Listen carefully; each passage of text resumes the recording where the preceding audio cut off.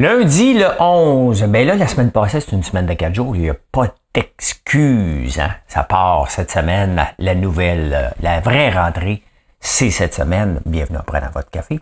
Je vais vous parler du Parti conservateur. Je sais que ça fait grincer des dents, puis moi aussi, mais ils ont dit des bonnes affaires quand même qu'il faut en parler. Il faut être positif quand c'est le temps, il faut être négatif quand c'est le l'est. Hein? La famille royale est peut-être dans le trouble. Moi, je vais vous parler de ça. Casino de Montréal encore en grève. Il y a juste les croupiers qui ne le sont pas. Hein? L'obsolescence programmée. Je sais, j'ai massacré le mot, là, mais on va parler de ça. Shine poursuit Temu qui poursuit Shine. Ça va bien dans le shop. Et visualiser la manifestation pour devenir riche. On va visualiser un petit peu. Ça marche pas, ça?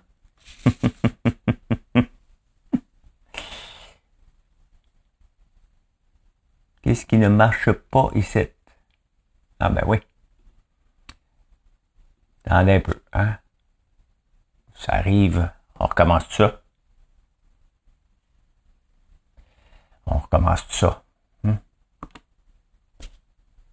C'est la partie. C'est la partie. Ça arrive, des bugs techniques.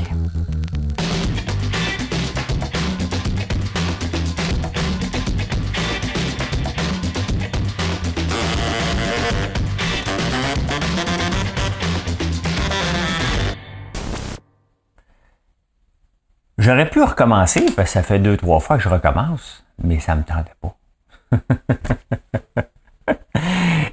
Ça a l'air de rien, mais pour faire ce show-là, il y en a des affaires à faire. Il faut que je fasse en partant le texte. Il faut que je lise les journaux. Après ça, il faut que je le mette dans un format pour YouTube. Après ça, il faut que je le mette en MP3 pour le mettre en podcast, ceux qui m'écoutent en podcast. Après ça, il faut que je marque tous les temps qui viennent avec ça. Faut que je choisisse la bonne intro, faut que je fasse tout ça. Puis des fois, ben je me trompe. Ça arrive, hein? Ça arrive, mais tu sais, ça coûte pas grand-chose faire ce show-là, ça me coûte du temps. Merci d'être là. Hey, le Parti conservateur vient de finir son congrès, puis il y a des choses quand même intéressantes. Il y a des choses, ça me tente même pas de parler, mais je vais vous parler de ce que ça me tente. C'est mon show choisi. Non, mais je pense que c'est intéressant. Hein? La discrimination positive, hein? Ils ont voté à 95% pour enlever ça de toutes les administrations. Hein? De toute façon, discrimination, là, c'est négatif, point. OK? Et j'en ai écrit dans mon livre, qu'est-ce que j'en pense, que j'ai écrit il y a quelques années. J'en parlais de ça, de la foutue discrimination positive. C'est que c'est sûr que il y a des groupes qui ont été ils n'ont pas eu la même chance qu'un homme blanc de 50 ans, mettons. Donc, on s'entend, là, on est bien d'accord là-dessus. Cependant, est-ce que c'est à l'homme blanc de 50 ans de payer pour un problème de génération? La réponse est non. Puis là, je dis, ça peut être les femmes, ça peut être tout le monde, mais ils veulent enlever ça. Puis sincèrement, c'est la chose la plus stupide qu'on a mis en place dans les dernières années. La parité, puis il faut... écoute, il y a des gens qui peuvent même pas appliquer, à moins de faire partie de plusieurs classes de société. Fait qu'à un moment donné, c'est que c'est correct, hein, mais pas à tout prix, tout simplement. Fait qu'ils ont voté pour ça. Ça, on va leur donner un point pour ça. Plus un point, hein? Bon, il y a des... mais ils ont à peu près moins 10 en partant avec toutes sortes d'affaires rétrogrades. Là, on va donner un point ici quand même. L'abolir la C18 qui est Meta et Google, 95%, on dit oui aussi d'abolir tout ça. Ramener ça comme c'était avant. Hein, parce que ça n'a pas de sens. Fait que ben, les journaux devraient voter pour eux autres. Non, c'est ça parce qu'ils veulent avoir de l'argent pareil. Hein. Fait qu'on va leur donner un plus 2 points ici parce que je trouve ça intelligent. Les surplus consacrés à la dette. Comment ça être temps, hein? Comment ça être temps? On va leur donner un autre plus 2 points ici. Discrimination positive, ouais, c'est ça, ça fait 5 points. La ligne dure contre... Qu'est-ce que j'ai marqué? La ligne dure contre la Chine. Ah, ouais. Ça, je vais leur donner un point 5 parce que c'est facile de taper sur la Chine. Hein? C'est facile, mais dès que tu... tu sais, en affaires, moi, ma philosophie, c'est que si tu m'attaques avec un tire-poids, ça se peut que j'y aille un petit peu plus fort. Hein? Donc, la Chine, c'est exactement ce qu'elle fait en ce moment. Hein? On a touché à TikTok. Ben, il touche aux États-Unis. Donc, il touche à Apple. Hein? Tout simplement. Tu touches à quelque chose, on t'en enlève un.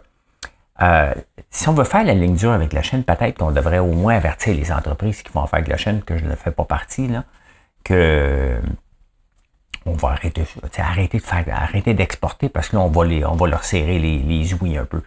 C'est facile, mais il va y avoir c'est facile de dire on va serrer la vis à la Chine. On fait beaucoup affaire avec la Chine, on exporte quand même beaucoup. Moi, celui-là, je prends toujours ça avec un bémol parce que ça fait l'affaire des citoyens. La Chine, Dollarama, bien des affaires qui viennent en Chine. Hein. Donc voilà. Donc au total, ils ont 1, 2, 3, 5, 5.5 qui est à moins 5. Donc ils ont 0.5 points là, d'amour de ma part. Là,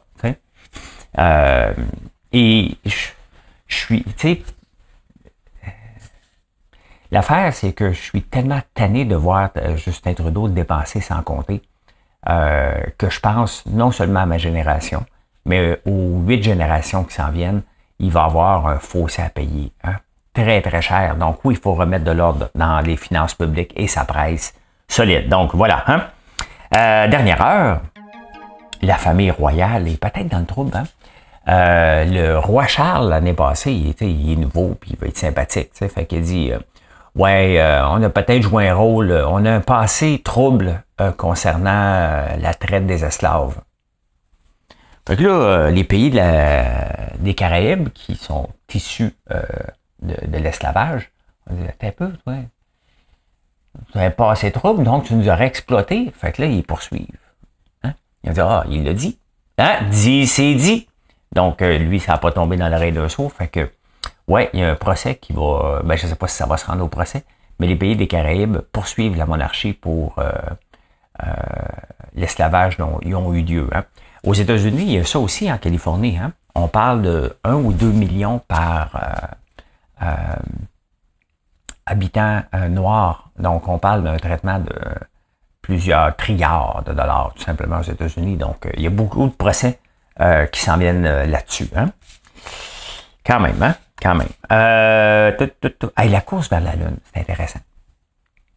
C'est intéressant. Savez-vous que le Teflon qu'on a aujourd'hui, le jus Tang, qui boit encore du jus Tang, hein? C'était pas fait, hein? Le Teflon existait déjà, il était popularisé parce qu'ils en ont eu besoin du Teflon pour mettre sur le soute des... il y a Black & Decker aussi, la drill à batterie, hein, qui a vu le jour aussi. Il y a le Teflon, le Tang, le Velcro aussi, hein, le Velcro qui a été fait aussi, en tout cas popularisé par les missions Apollo.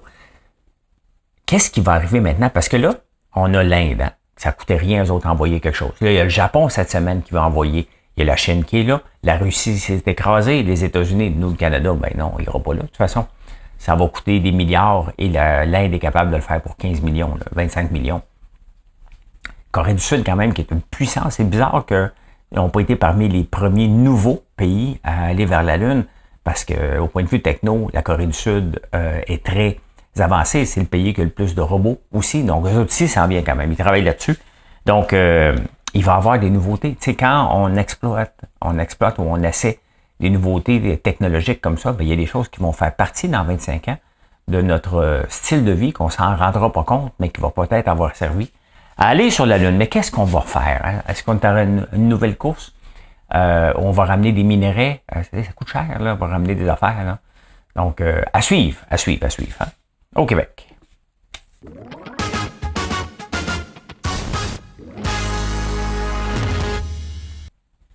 Hey, les casinos sont encore en grève. Hein? Pas les croupiers, mais les gens qui travaillent dans le reste.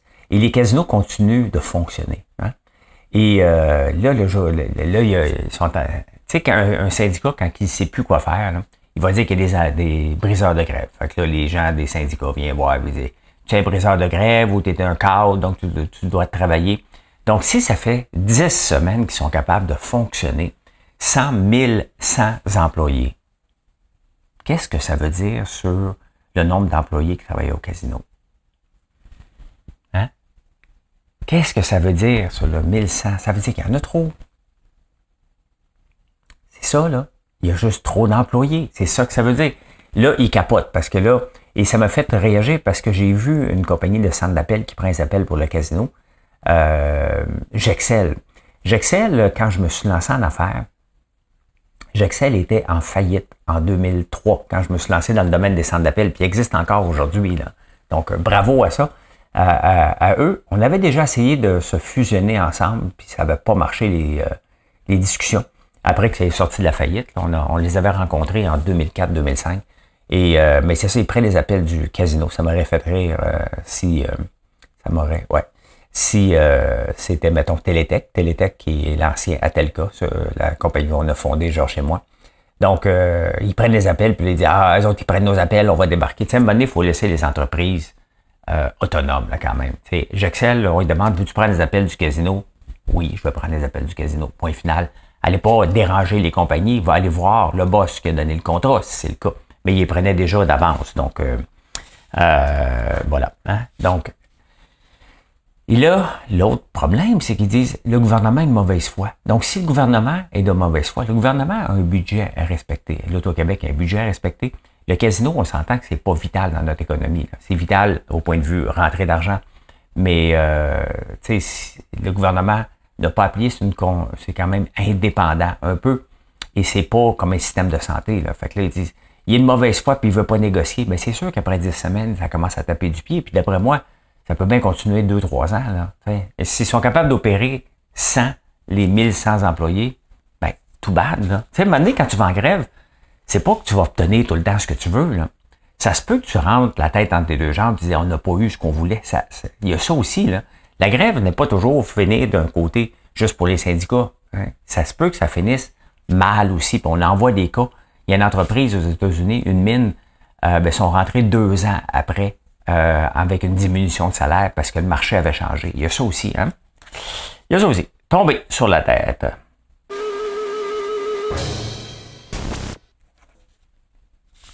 L'obsolescence programmée, j'imagine que j'ai massacré le mot, là, mais les machines qui tombent en ruine avant le temps. Puis là, on dit, les compagnies ont triché. T'sais.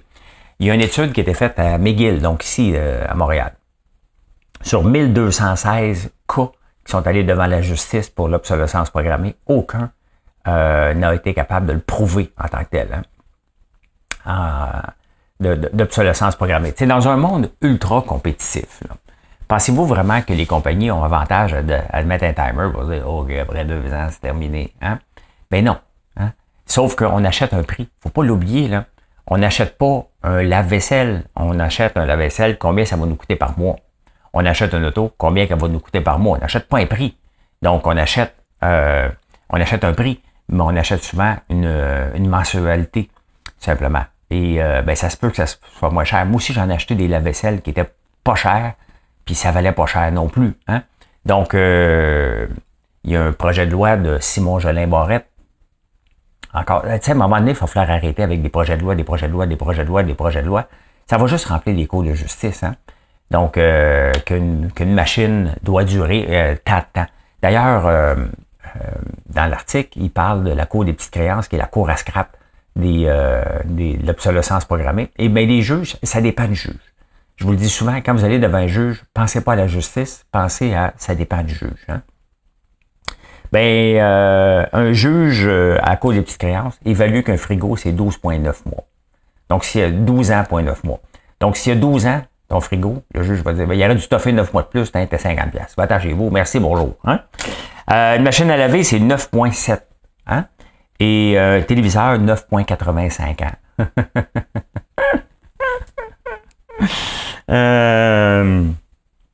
Ça me fait rire tout ça. Tu sais, c'est normal. L'autre jour, mon ordinateur a brisé. J'ai pris l'ancien laptop d'Alexis que j'ai fait réparer au cas où, puis qui me sert à l'occasion, mais qui est slow en tabarnouche. Hein? Un coup, depuis que je travaille avec un ordinateur qui est à la fine pointe, ben c'est normal, les logiciels s'améliorent parce qu'on en veut toujours plus. On veut la reconnaissance de la parole, on veut on veut plus vite, on veut des logiciels plus performants.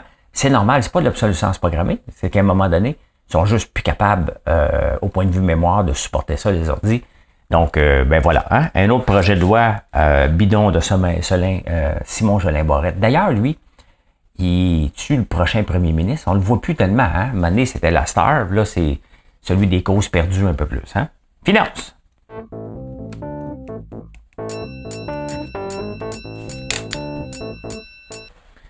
Ben, on veut tirer les pattes de la Chine, mais on l'aime, la Chine. Hein? On aime Alibaba. Un peu moins, de moins en moins populaire. Ben, peut-être populaire, là. Mais on aime... ben, c'est là que j'ai trouvé ma machine d'extraction d'huile, mais j'ai fait affaire directement avec eux autres après. Mais j'ai vraiment fouillé sur Alibaba, qui est en Turquie. Pas Alibaba, mais la machine. Il y a Shein, que vous connaissez pour la mode à bas prix, la mode jetable qu'on appelle. Il y a Temu, un nouveau venu depuis le dernier Super Bowl, qui est devenu l'application la plus téléchargée et que j'utilise régulièrement. Temu. Pourquoi? Parce que les prix sont bons. Puis à un moment donné, acheter une clé chez Canadian Tire, une clé 916, ou l'acheter chez Temu à 2$, ça revient pas mal à la même chose. C'est tout fait dans la même place. À un moment donné, il y a des choses qui sont faites là. Donc j'achète directement, ça coûte pas cher. Et ça arrive quand même relativement rapide. Mais là, Shein a dit à Temu, hey, t'as copié sur les réseaux sociaux. Temu, il dit, mais c'est pas nous autres qui s'occupent des réseaux sociaux, c'est qu'ils ont pris les mêmes photos que Shein pour les mettre, mettons, sur leur Facebook, pour dire, telle patente disponible chez Temu. Hein? Fait que là, ils se poursuivent, puis là, parce qu'il dit qu'il fait un copycat, et Temu repoursuit Shein parce qu'il dit qu'il l'a... Donc, c'est sûr, c'est deux géants, hein? Temu qui est basé à Boston, mais qui est chinois, deux géants qui s'autobattent pour les mêmes clients quand même. Hein? Donc, à suivre, mais quand même, c'est sûr, si tu prends les mêmes statuts. Moi aussi, je ris des compagnies qui volent mes statuts. Là, t'sais. Ils volent pas mes statuts. Ça se fait, ils se font de moins en moins, mais quand j'ai commencé à faire des lives où le popcorn à l'érable, il y avait une compagnie qui faisait la même chose que moi. Je faisais un statut sur le popcorn. Le lendemain, il faisait un statut sur le popcorn en l'appelant popcorn de chose. Alors que moi, je l'appelais le souffle du dragon. Donc, lui, il l'appelait quelque chose copié sur moi avec des étiquettes copiées sur les miennes. Ça vaut pas une poursuite, ça vaut juste une risée. Hein? Et le prix du gaz. Regardez ça. Il était une fois des gens heureux. Le prix du gaz a monté beaucoup. Hein? Regardez le pétrole. Mine de rien, là, depuis le mois de juin, il était à 66$, il a pogné 20$ le baril, donc à peu près 30%. Hein? Mais regardez dans la liste des pays qui ont les plus grandes réserves. Hein? Et là, ça a changé, c'était en 2020, donc on a découvert de nouvelles réserves au Canada. Tu as le Venezuela, l'Arabie Saoudite, l'Iran, hein, on le savait, qui font partie de l'OPEC. Le Canada, qui ne fait pas partie de l'OPEC. L'Irak, la Somalie, je ne savais pas, le Koweït. Donc la plupart font partie de l'OPEC, sauf le Canada. Canada, là, sur les 5 pays les plus grands, donc l'OPEC qui contrôle le prix du pétrole parce qu'ils l'ont diminué. Donc le Canada, OK, si on avait... Parce qu'à la fin, là, quand l'OPEC nous fait suer, là, quand même que notre pétrole est canadien ici, on suit le même prix que les autres. Et pourtant, on n'en exporte pas. Donc, il n'y a pas de raison que le prix du pétrole soit élevé ici à cause de l'OPEC, ce qu'elle fait. Pourquoi? Parce qu'on n'est pas capable d'exporter notre pétrole en partant. Hein? On l'exporte un peu aux États-Unis, mais on en achète pas mal plus qu'on en exporte. Donc, étant donné qu'on n'est pas capable de l'exporter, il n'y a aucune raison qu'on suive les prix de l'OPEC ici au Canada. C'est de l'arnaque. Ça, c'est de profiter des gens. Non seulement ça, si on était un peuple visionnaire, ben on pourrait dire, sais-tu quoi, on va leur faire, on va leur tirer l'impact à l'OPEC avec leur foutue guerre de prix. On va inonder le marché. Si c'était pas du pétrole, si c'était du blé ou n'importe quoi, qu'on pourrait sortir facilement, c'est exactement ce qui se passerait. Mais du pétrole, c'est mal vu, alors qu'on utilise, la planète en utilise énormément.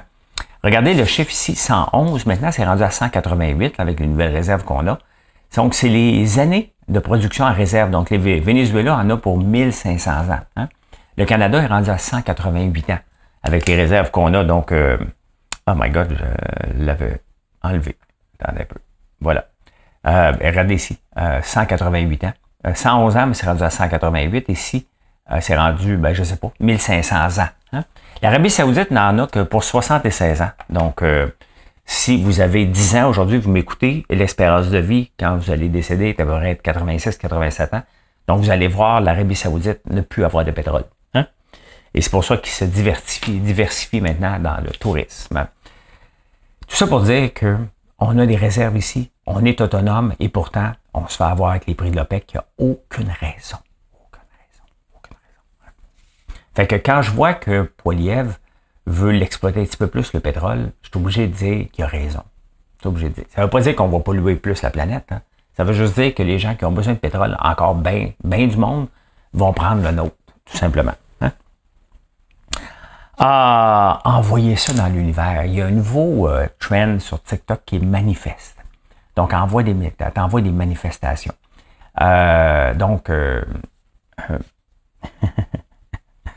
y a le I am sure méthode. Donc, le soir, quand tu as couché, tu visualises que ta journée, pas ta journée, va avoir de l'air demain et ça va se réaliser. Hein? Tu envoies ça dans l'univers. Hein? J'envoie ça dans l'univers. Je vais méditer, la vie est belle. Demain, je vais être riche. Ben, vous savez ce qui se passe avec ces gens-là qui croient aux manifestations suite à la pensée positive, entre autres. Ne vous faites pas embarquer. Vous avez le droit de penser positivement. La visualisation a été reconnue, entre autres, pour aider à guérir des maladies. Là. Donc, si tu y crois, si tu envoies des positifs avec ton système immunitaire, ça peut t'aider. Ça, c'était documenté. Mais ça ne t'aidera pas à être riche. Okay? 40% des gens qui font de la visualisation pour devenir riches, 40% font faillite. On appelle ça du daydreaming. Hein? Ils rêvent en couleur le jour. 30 autres %, donc on va être rendu à 70%, investissent dans la crypto pour devenir riches aussi. Ils ont tout perdu. Eux autres aussi. Donc, c'est pas comme ça qu'on devient riche. Hein? C'est en faisant nos recherches, en étant patient avec les placements et en choisissant des compagnies qui ne sont pas endettées. Hein? L'endettement va toujours tuer les entreprises. Et pourquoi qu'Apple va bien malgré la mauvaise semaine qu'on a eue? Ben, tout simplement parce qu'ils ont du cash qui leur sort par les oreilles. Point final. Hein? Donc non, c'est pas en faisant de la visualisation que vous allez devenir riche. Votre chance de devenir plus pauvre, faire faillite, est pas mal plus élevée si vous vous mettez à rêver en plein milieu du jour. Là. Je veux être riche. Demain, je me couche. Demain, Coca-Cola va monter.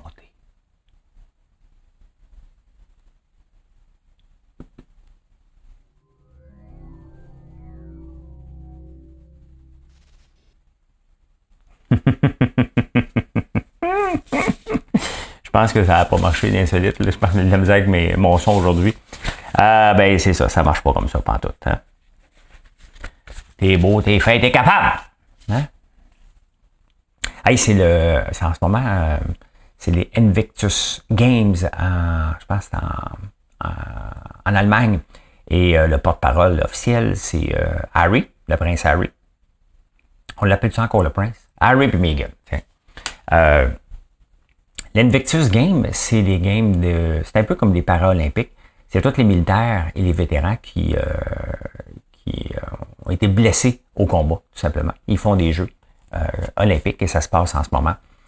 C'est Harry qui est le porte-parole. Mais Meghan va venir aussi, parce qu'il y a un nouveau pays cette année qui est le Nigeria, qui fait partie.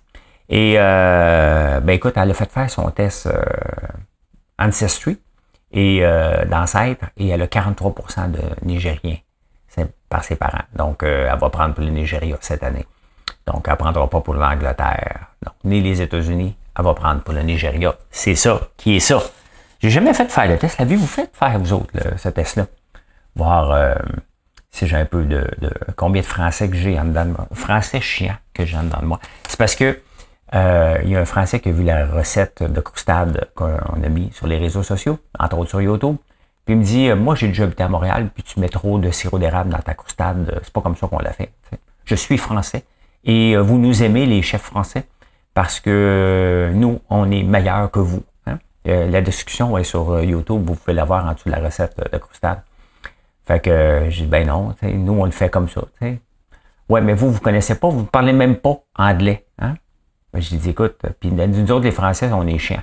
Je dis, écoute, attends-tu de changer juste de pays? Viens pas au Canada, parce qu'il va s'en revenir au Canada. Je dis, t'es bienvenu, là, mais t'es pas obligé, là. Puis, il dit, de toute façon, vous connaissez juste la poutine. Ça fait longtemps que j'ai pas mangé de poutine, hein. Vous savez que j'aime les douches froides, hein? D'ailleurs, quand je finis d'enregistrer le show, je m'en vais prendre une douche froide après. Donc, Kate, la princesse Kate, elle a fait un podcast, elle a dit qu'elle aimait les douches froides. Elle aimait ça jouer au beer pong aussi. Donc, là,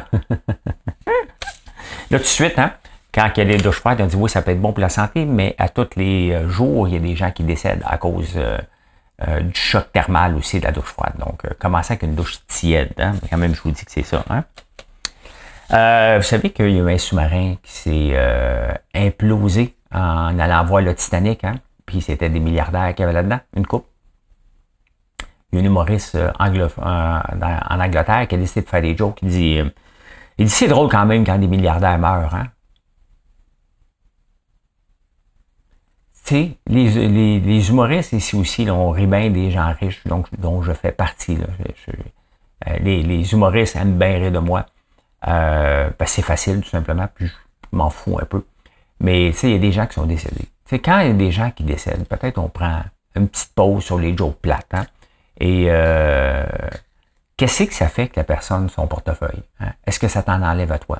Tu sais, est-ce qu'il a volé de toi l'argent pour être milliardaire? La réponse est non. Non, ça va. Hein? Voilà. Ben, c'est comme ça que j'ai vu l'actualité. En ce beau lundi, hein? Le lundi qui n'a plus d'excuses. Hein? No Excuse Monday, c'est aussi le triste anniversaire du 9/11. Donc, qui ne se souvient pas où ce qui était le 11 septembre 2001. Hein? Moi, je me souviens, j'étais en train de travailler chez Microcell, qui s'appelait, avant que ça s'appelle Fido. Et mon associé Georges me texte. Non, il ne me textait pas dans ce temps-là, je pense. Moi, il m'appelle. Puis on me disait, il y a un avion qui s'est écrasé et j'ai été voir chez Future Shop, qui est Best Buy. Au centre-ville, on était un paquet pour aller voir les écrans de télévision, de voir qu'est-ce qui se passait à ce moment-là. Donc, voilà. Bonne journée tout le monde. Merci. Bye. Venez nous voir sur François Lambert. Point one, voyons, j'allais l'oublier. Allez, bye bye.